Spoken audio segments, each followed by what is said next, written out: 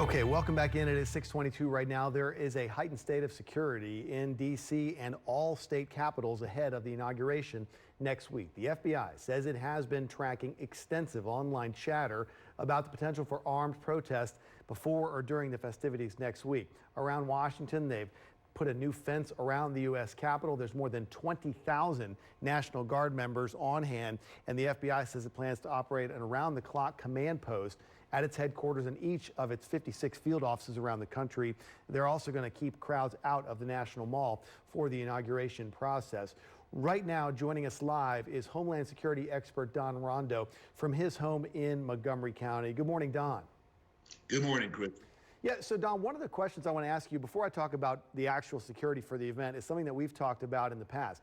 After the riot at the Capitol last week, the Senate went on and affirmed the vote that Joe Biden will be the next president. And there has been much talk about the President Trump's complaints about the election since then. But you still feel that there needs to be a better explanation of what happened in the November election, or there's still going to be that security threat?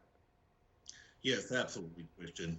Look, this is the second disputed election, and we're able to convey to the public that we have a solid, sound, and secure election process. We're going to have conflict. Those who follow these types of circumstances from a national security perspective understand that a disputed election is a recipe for conflict. And so we've allowed this type of circumstance to grow and evolve, go unaddressed, and even be politicized to the detriment of everyone here.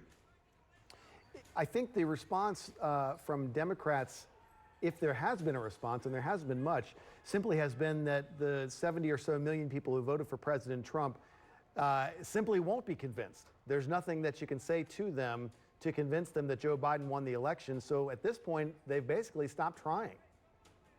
Well, I think that we need political leadership that can solve these type of issues, or we need people to step aside and let others who can do it.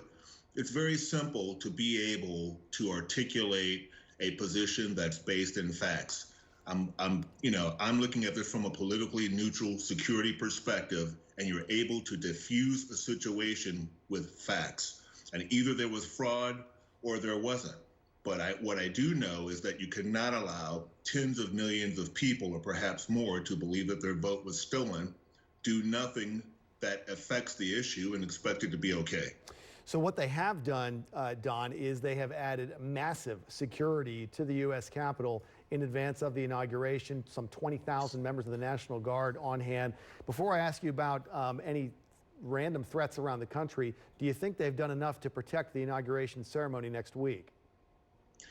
Well, I would say that it looks like we're playing catch up, right? That this is a reaction to the circumstances at the Senate building in D.C. Typically what you have, Christian, is a special events security calendar during which these important events are identified a long time in advance.